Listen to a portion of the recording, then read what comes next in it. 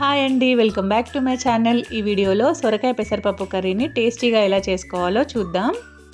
ఇక్కడ నేను సొరకాయ పెసరపప్పు కర్రీ చేసుకోవడానికి మీడియం సైజ్ లేత సొరకాయని తీసుకొని ఈ విధంగా కట్ చేసి పెట్టాను. అలాగే ఒక పెద్ద ఉల్లిపాయని 10 పచ్చిమిర్చిని కూడా ఈ విధంగా కట్ చేసి పెట్టాను. అలాగే కొంచెం పెసరపప్పుని ఈ విధంగా కడిగి నానబెట్టి పెట్టాను.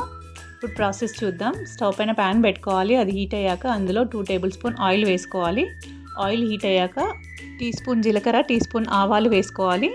అవి కొంచెం వేగాక అందులో మనం ముందుగా కట్ చేసి పెట్టుకున్న పచ్చిమిర్చి ముక్కలు, ఉల్లిపాయ ముక్కలు వేసుకోవాలి. ఇప్పుడు ఇందులోనే కొంచెం కరివేపాకు కూడా వేసుకోవాలి. ఇప్పుడు ఇందులో మనం 1/2 టీ స్పూన్ ఉప్పు వేసి ఉల్లిపాయలని మగ్గిస్తే త్వరగా మగ్గుతాయి. ఈ విధంగా కలుపుతూ ఉల్లిపాయ ముక్కలు బ్రౌన్ కలర్ వచ్చేంత వరకు వేయించుకోవాలి. ఈ విధంగా బ్రౌన్ కలర్ వచ్చాక ఇందులో 1 టీ స్పూన్ అల్లం వెల్లుల్లి పేస్ట్, అలాగే 1 టీ స్పూన్ పసుపు వేసుకోవాలి. వీటన్నింటిని బాగా కలపాలి. ఈ విధంగా కలిపాక ఇందులో మనం ముందుగానే చిన్నగా కట్ చేసి పెట్టుకున్న సొరకాయ ముక్కల్ని వేసుకోవాలి. ఇప్పుడు వీటన్నింటిని బాగా కలపాలి. ఈ విధంగా 1 నిమిషం పాటు కలుపుతూ సొరకాయ ముక్కల్ని మగ్గించాలి.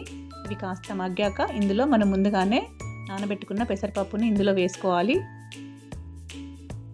ఈ విధంగా పెసరపప్పు అందులో వేసి బాగా కలపాలి.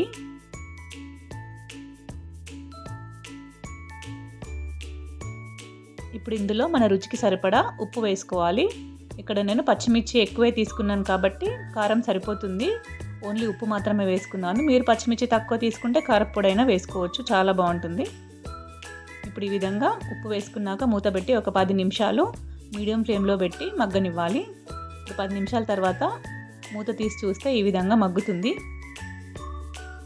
ఇప్పుడు ఇందులో 1 టీ గ్లాస్ వాటర్ యాడ్ చేసుకోవాలి. ఈ విధంగా వాటర్ యాడ్ చేసుకున్నాక కలిపి మూత పెట్టి మరొక 10 నిమిషాలు మీడియం ఫ్లేమ్లో పెట్టి మగ్గనివ్వాలి. ఇప్పుడు 15 నిమిషాల తర్వాత మూత తీసి చూస్తే సొరకాయ ముక్కలు, పెసరపప్పు చక్కగా ఉడికిపోతుంది. ఇక్కడ పెసరపప్పు మరీ మెత్తగా ఉడకనివ్వద్దు. ఈ విధంగా కొంచెం పలుకుగా ఉంటేనే టేస్ట్ బాగుంటుంది. ఈ కర్రీని మనం చపాతీతో అయినా, రోటీతో అయినా, అన్నంతో అయినా ఎలా తిన్నా చాలా బాగుంటుంది. అండ్ సమ్మర్లో ఒంటికి కూడా చలువ చేస్తుంది. సొరకాయలో వాటర్ కంటెంట్ ఎక్కువ ఉంటుంది కాబట్టి మనం సమ్మర్లో ఫ్రీక్వెంట్గా చేసుకోవచ్చు ఈ కర్రీ. అండ్ ప్రాసెస్ కూడా చాలా ఈజీ. కొత్తగా వంట నేర్చుకునే వాళ్ళు కూడా ఈజీగా చేసుకోవచ్చు. మీరు ఒకసారి ఈ విధంగా ట్రై చేసి ఎలా వచ్చిందో కామెంట్ బాక్స్లో కామెంట్ చేయండి. And thank you for watching this video. Please like, share and subscribe my channel. Thank you.